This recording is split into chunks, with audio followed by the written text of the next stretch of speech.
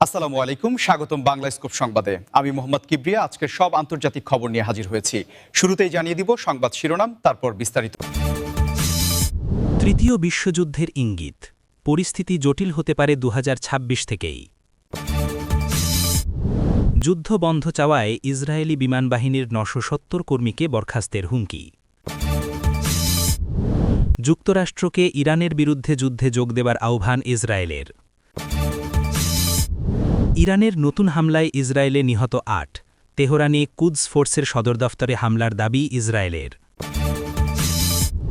ভারত পাকিস্তান যুদ্ধ থামানোর জন্য পুরস্কার পেলেন ট্রাম্পের উপদেষ্টা।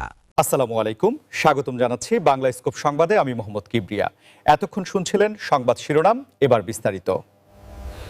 বর্তমানে বিশ্বের ভূ-রাজনৈতিক পরিস্থিতি যেদিকে মোড় নিচ্ছে, তাতে অনেক বিশেষজ্ঞই মনে করছেন আমরা হয়তো এক অস্থির সময়ের দ্বারপ্রান্তে দাঁড়িয়ে আছি এবং এই উত্তেজনাকর পরিস্থিতির চূড়ান্ত রূপ হয়তো ২০২৬ সাল থেকেই দৃশ্যমান হতে শুরু করবে। অনেক আন্তর্জাতিক বিশ্লেষক এবং প্রতিরক্ষা বিশারদ বিভিন্ন সংবাদ মাধ্যম ও সেমিনারে হুঁশিয়ারি দিচ্ছেন যে যদি বর্তমান সংঘাতগুলো সঠিক সময়ে নিয়ন্ত্রণ করা না যায়, তবে বিশ্ব এক ভয়াবহ তৃতীয় যুদ্ধের কবলে পড়তে পারে, যা কেবল নির্দিষ্ট কোনো অঞ্চলে সীমাবদ্ধ থাকবে না। এই আশঙ্কার পেছনে মূল কারণ হিসেবে দেখা হচ্ছে পরাশক্তিগুলোর একে অপরের বিরুদ্ধে শক্তিশালী অবস্থান এবং বিভিন্ন অঞ্চলে চলমান ছায়াযুদ্ধ বা প্রক্সি ওয়ারের বিস্তার। বিশেষ করে মধ্যপ্রাচ্য, ইউরোপের ইউক্রেন সীমান্ত এবং এশিয়ার বিভিন্ন জলসীমায় যেভাবে সামরিক শক্তি প্রদর্শিত হচ্ছে, তা সাধারণ মানুষকে ভাবিয়ে তুলছে। আপনাদের কি মনে হয়, ২০২৬ সালে বিশ্ব কি সত্যিই বড় কোনো পরিবর্তনের মধ্যে দিয়ে যাবে? বিশেষজ্ঞরা বলছেন প্রযুক্তির উৎকর্ষতা এবং আর্টিফিশিয়াল ইন্টেলিজেন্স বা এআই এর ব্যবহার যুদ্ধবিগ্রহের ধরন সম্পূর্ণ বদলে দিচ্ছে, যার ফলে ছোটখাটো ভুল থেকেও বড় ধরনের সংঘর্ষ ছড়িয়ে পড়ার ঝুঁকি বেড়ে যাচ্ছে। এই ধরনের পরিস্থিতিতে কেবল সামরিক শক্তি নয়, বরং অর্থনৈতিক এবং সাইবার যুদ্ধের ঝুঁকিও প্রকট হচ্ছে, যা সাধারণ মানুষের দৈনন্দিন জীবনযাত্রাকে সরাসরি প্রভাবিত করতে পারে।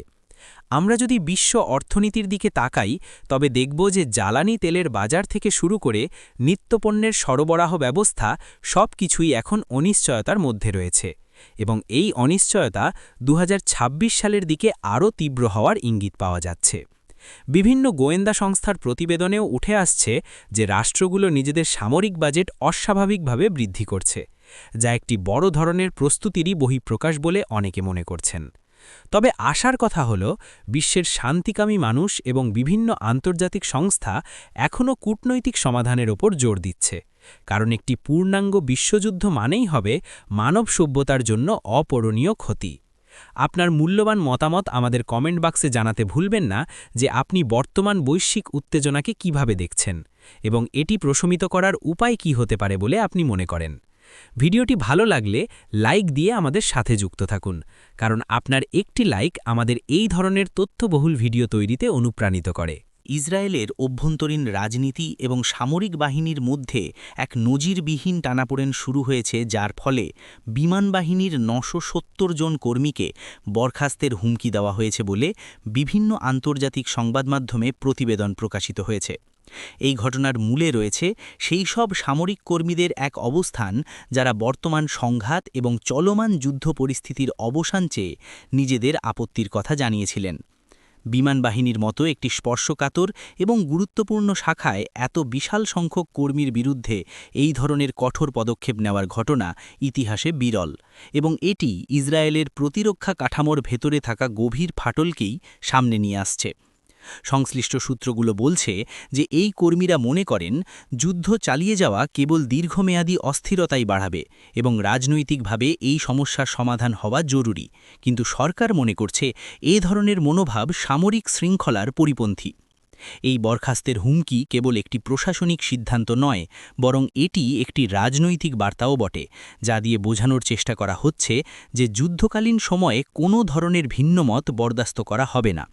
তবে বিশ্লেষকরা মনে করছেন যদি সত্যিই এত বিপুল সংখ্যক দক্ষ কর্মীকে বিমানবাহিনী থেকে সরিয়ে দেওয়া হয়, তবে ইসরায়েলের আকাশ প্রতিরক্ষা এবং আক্রমণাত্মক সক্ষমতা মারাত্মকভাবে ক্ষতিগ্রস্ত হতে পারে। আপনারা যারা আমাদের নিয়মিত দর্শক তারা নিশ্চয়ই জানেন যে সামরিক বাহিনীতে এই ধরনের বিদ্রোহ বা ভিন্নমত প্রকাশের ঘটনাগুলো কতটা জটিল প্রভাব ফেলে, কারণ এটি সরাসরি জাতীয় নিরাপত্তার সাথে যুক্ত। এই পরিস্থিতিতে বিমান বাহিনীর কর্মকর্তাদের মধ্যে এক ধরনের অস্থিরতা বিরাজ করছে এবং অনেকেই মনে করছেন এতে করে সামরিক বাহিনীর প্রতি সাধারণ মানুষের আস্থা বা তরুণ প্রজন্মের যোগদানের আগ্রহ কমে যেতে পারে। ইসরায়েলের সুশীল সমাজের একটি বড় অংশ অবশ্য এই ৯৭০ জন কর্মীর দাবির প্রতি সমর্থন জানাচ্ছে এবং তারা মনে করছে জোর করে যুদ্ধ চাপিয়ে দেওয়ার চেয়ে শান্তি আলোচনা এগিয়ে নেওয়া বেশি গুরুত্বপূর্ণ। এই পুরো বিষয়টি নিয়ে সোশ্যাল মিডিয়ায় ব্যাপক আলোচনা সমালোচনা চলছে এবং বিশ্বজুড়ে মানবাধিকার সংগঠনগুলো বিষয়টি পর্যবেক্ষণ করছে। আপনি কি মনে করেন, সামরিক বাহিনীর সদস্যদের কি নীতিগত কারণে যুদ্ধ বন্ধের দাবি জানানোর অধিকার থাকা উচিত, নাকি তাদের কেবল আদেশের অনুগত থাকা প্রয়োজন? আপনাদের চিন্তাভাবনা আমাদের সাথে শেয়ার করুন এবং এই গুরুত্বপূর্ণ আপডেটটি অন্যদের জানাতে ভিডিওটি শেয়ার করতে পারেন। সম্প্রতি মধ্যপ্রাচ্যের উত্তপ্ত পরিস্থিতির মাঝে ইসরায়েল সরাসরি যুক্তরাষ্ট্রকে ইরানের বিরুদ্ধে সক্রিয়ভাবে যুদ্ধে যোগ দেওয়ার জন্য এক বিশেষ আহ্বান জানিয়েছে, যা আন্তর্জাতিক কূটনীতিতে নতুন বিতর্কের জন্ম দিয়েছে। ইসরায়েলের পক্ষ থেকে বলা হচ্ছে যে ইরানের পরমাণু কর্মসূচি এবং আঞ্চলিক প্রভাব বন্ধ করতে হলে কেবল অবরোধ বা ছোটখাটো হামলা যথেষ্ট নয়, বরং সরাসরি সামরিক হস্তক্ষেপ প্রয়োজন, যেখানে যুক্তরাষ্ট্রের অংশগ্রহণ হবে সবচেয়ে কার্যকর। এই আহ্বানের পর হোয়াইট হাউস এবং পেন্টাগনের ভেতরে বিষয়টি নিয়ে গভীর আলোচনা চলছে, কারণ ওয়াশিংটন বরাবরই সরাসরি বড় ধরনের কোনো যুদ্ধে জড়িয়ে পড়ার বিষয়ে সতর্ক অবস্থানে থাকে। তবে ইসরায়েলি নীতিনির্ধারকরা যুক্তি দিচ্ছেন যে ইরানের কার্যক্রম কেবল ইসরায়েলের জন্য নয়, বরং পুরো পশ্চিমা বিশ্বের নিরাপত্তার জন্য হুমকি, এবং এই হুমকি মোকাবিলায় একটি সমন্বিত সামরিক জোট গঠন করা এখন সময়ের দাবি। এই পরিস্থিতিতে যুক্তরাষ্ট্র যদি সরাসরি যুদ্ধে যোগ দেয়, তবে তা পুরো মধ্যপ্রাচ্যকে এক দীর্ঘস্থায়ী এবং ভয়াবহ আগুনের মুখে ঠেলে দিতে পারে বলে অনেক রাজনৈতিক বিশ্লেষক হুঁশিয়ারি দিয়েছেন। ইরানও অবশ্য বসে নেই, তারা সাফ জানিয়ে দিয়েছে যে তাদের ভূখণ্ডে বা স্বার্থে কোনো ধরনের আঘাত আসলে তারা কঠোরতম জবাব দেবে, যা কেবল ইসরায়েল নয় বরং ওই অঞ্চলে থাকা মার্কিন ঘাঁটিগুলোর জন্য বিপজ্জনক হতে পারে। সাধারণ দর্শকরা হয়তো লক্ষ্য করেছেন যে গত কয়েক দশকে এই অঞ্চলে মার্কিন হস্তক্ষেপের ইতিহাস খুব একটা সুখকর হয়নি এবং প্রতিটি যুদ্ধের পর সেখানে মানবিক বিপর্যয় এবং অর্থনৈতিক মন্দা দেখা দিয়েছে। এখন দেখার বিষয় হল বাইডেন প্রশাসন বা পরবর্তী মার্কিন নেতৃত্ব ইসরায়েলের এই অনুরোধে কতটা সাড়া দেয়, নাকি তারা কূটনৈতিক চাপ প্রয়োগের মাধ্যমেই পরিস্থিতি সামাল দেওয়ার চেষ্টা করে। আপনারা কি মনে করেন, যুক্তরাষ্ট্রের কি সরাসরি ইরানের বিরুদ্ধে যুদ্ধে নামা উচিত, নাকি আলোচনার মাধ্যমে এই সমস্যার সমাধান খোঁজা ভালো? আপনার ব্যক্তিগত মতামত আমাদের ভিডিওর নিচে কমেন্ট করে জানান, কারণ প্রতিটি জনমতই বর্তমান বিশ্বে অনেক গুরুত্ব বহন করে। আমরা প্রতিনিয়ত চেষ্টা করছি আপনাদের কাছে সবথেকে নিরপেক্ষ এবং তথ্যবহুল নিউজগুলো পৌঁছে দিতে, তাই আমাদের চ্যানেলটি সাবস্ক্রাইব করে বেল আইকনটি চেপে রাখুন, যাতে কোনো আপডেট আপনার মিস না হয়। ইরানের পক্ষ থেকে চালানো সাম্প্রতিক এক হামলায় ইসরায়েলের ভেতরে অন্তত ৮ জন নিহত হওয়ার খবর পাওয়া গেছে, যা দুই দেশের মধ্যকার উত্তেজনাকে চরমে নিয়ে গেছে। অন্যদিকে এর পাল্টা জবাবে ইসরায়েলি প্রতিরক্ষা বাহিনী দাবি করেছে যে তারা তেহরানে অবস্থিত ইরানের প্রভাবশালী কুদস ফোর্সের সদর দপ্তরে সফলভাবে হামলা চালিয়েছে। এই পাল্টাপাল্টি হামলার ঘটনাগুলো প্রমাণ করছে যে দুই দেশের মধ্যকার বৈরিতা এখন সরাসরি সামরিক সংঘাতে রূপ নিয়েছে এবং এটি আর কেবল হুমকি ধামকির মধ্যে সীমাবদ্ধ নেই। ইরানের হামলায় প্রাণহানির ঘটনাটি ইসরায়েলি জনমনে ব্যাপক ক্ষোভের সৃষ্টি করেছে এবং দেশটির সরকার কড়া হুঁশিয়ারি দিয়ে বলেছে যে প্রতিটি রক্তের ফোঁটার হিসাব নেওয়া হবে। অন্যদিকে কুদস ফোর্সের সদর দপ্তরে হামলার দাবির মাধ্যমে ইসরায়েল ইরানের শাসন ব্যবস্থার একেবারে কেন্দ্রস্থলে আঘাত হানার বার্তা দিতে চেয়েছে, যা প্রতীকী এবং রণকৌশলগতভাবে অত্যন্ত তাৎপর্যপূর্ণ। কুদস ফোর্স মূলত ইরানের হয়ে বিদেশের বিভিন্ন অভিযানে নেতৃত্ব দিয়ে থাকে এবং এর সদর দপ্তরে আঘাত আসা মানেই হল ইরানের সামরিক আভিজাত্যে বড় ধরনের ধাক্কা। এই হামলা ও পাল্টা হামলার প্রেক্ষাপটে পুরো মধ্যপ্রাচ্যের আকাশপথে সতর্কতা জারি করা হয়েছে এবং সাধারণ মানুষ আতঙ্কে দিন কাটাচ্ছে। আন্তর্জাতিক মিডিয়াগুলো বলছে যে ইরান হয়তো খুব শীঘ্রই আরও বড় ধরনের ড্রোন বা মিসাইল হামলা চালাতে পারে, যার প্রস্তুতি তারা ইতিমধ্যেই সম্পন্ন করেছে বলে খবর পাওয়া যাচ্ছে। এই ধরনের সংঘাত যদি দীর্ঘস্থায়ী হয় তবে বিশ্ববাজারে তেলের দাম আকাশচুম্বী হতে পারে, যা বাংলাদেশের মতো উন্নয়নশীল দেশগুলোর অর্থনীতির ওপরও বড় প্রভাব ফেলবে। দর্শক বন্ধুরা, আপনারা হয়তো খেয়াল করেছেন যে যুদ্ধের ভয়াবহতা কেবল সীমান্তে সীমাবদ্ধ থাকে না, বরং তা প্রতিটি মানুষের জীবনকে স্পর্শ করে। তাই আমাদের সব সময় শান্তির পক্ষে কথা বলা উচিত। আপনারা এই ভয়াবহ হামলা ও পাল্টা হামলার ঘটনাকে কিভাবে বিশ্লেষণ করছেন এবং আপনাদের কি মনে হয় এই সংকট কি আরও বড় কোনো মহাযুদ্ধের দিকে এগিয়ে যাচ্ছে?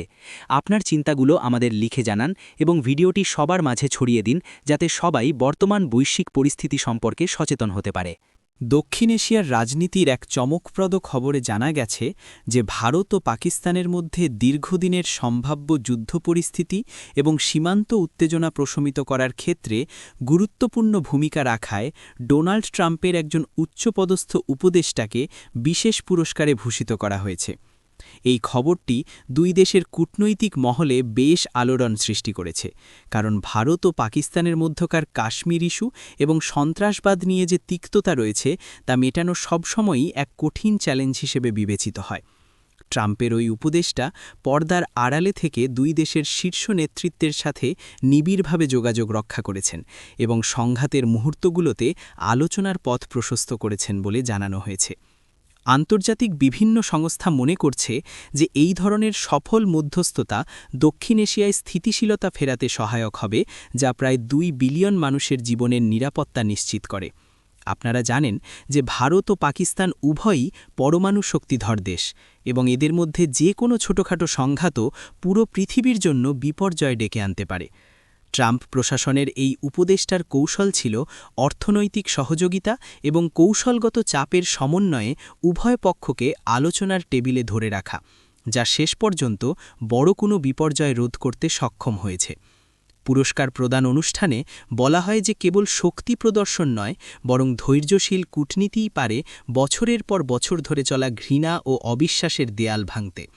যদিও ভারত ও পাকিস্তানের মধ্যে এখনও অনেক অমীমাংসিত সমস্যা রয়েছে, তবে এই পুরস্কার পাওয়ার বিষয়টি প্রমাণ করে যে আন্তর্জাতিক সম্প্রদায়ের আন্তরিক চেষ্টা থাকলে যে কোনো কঠিন বিরোধের সমাধান সম্ভব। আপনার কি মনে হয়, বাইরের কোনো দেশের হস্তক্ষেপ ছাড়াই ভারত ও পাকিস্তান কি নিজেদের সমস্যা নিজেরা সমাধান করতে পারবে, নাকি ট্রাম্পের মতো প্রভাবশালী নেতাদের মধ্যস্থতা সবসময়ই প্রয়োজন হবে? এই বিষয়টি নিয়ে আপনার মনের ভাবনা আমাদের সাথে শেয়ার করুন এবং এই ধরনের পজিটিভ নিউজগুলো অন্যদের উৎসাহিত করতে ভিডিওটি শেয়ার করুন।